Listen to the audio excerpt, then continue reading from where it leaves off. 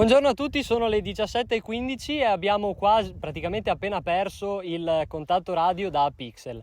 Abbiamo ricevuto tutte le immagini, una sola è stata persa per un motivo per il quale indagheremo. Si sentiva molto la portante, ma si sentiva bassissimo il livello della SSTV vera e propria, e di conseguenza insomma questa immagine è andata persa. Tutto il resto c'è, per noi è un grandissimo risultato. Abbiamo visto anche le foto pochissimo prima che atterrasse, era sopra dei campi, quindi anche come luogo di atterraggio è perfetto.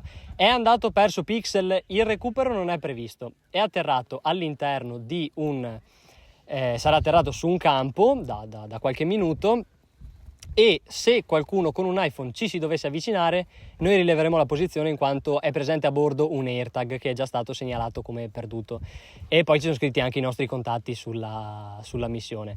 Ovviamente il valore economico del carico è pochissimo, però avere una roba che ha volato che ha volato fino a 27 km, controllando le tempistiche, le simulazioni e tutto, dovremmo aver raggiunto i 27 km più o meno, ma veramente se non siamo arrivati a 27 siamo a 26.500.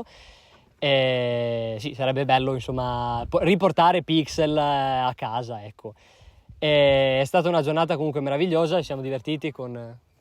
Certo. Dite qualcosa? Sì, okay. sì. Bene. E questo era tutto. Ringrazio nuovamente l'azienda agricola Canal dei Cuori, Acme per il materiale, l'Open Day delle associazioni che ci ha fatto vedere la diretta, ha fatto vedere al pubblico la diretta, insomma, da Fossò, quindi la sezione Ari Brent aveva organizzato questo evento. Ci tengo a risalutare e a dire un grande in bocca al lupo all'Unispace, che anche loro lanceranno una missione simile alla nostra, addirittura più interessante, perché verrà scritta la telemetria direttamente sull'immagine SSTV, quindi veramente una missione spettacolare anche per i ragazzi di l'Unispace.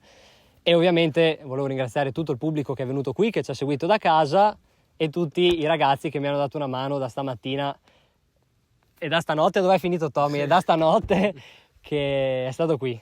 Per cui grazie Alessandro, che non vedete è fuori dall'inquadratura, ma le immagini le ha ricevute lui, tante altre persone, ma lui è l'uomo sul campo. Quindi grazie a tutti.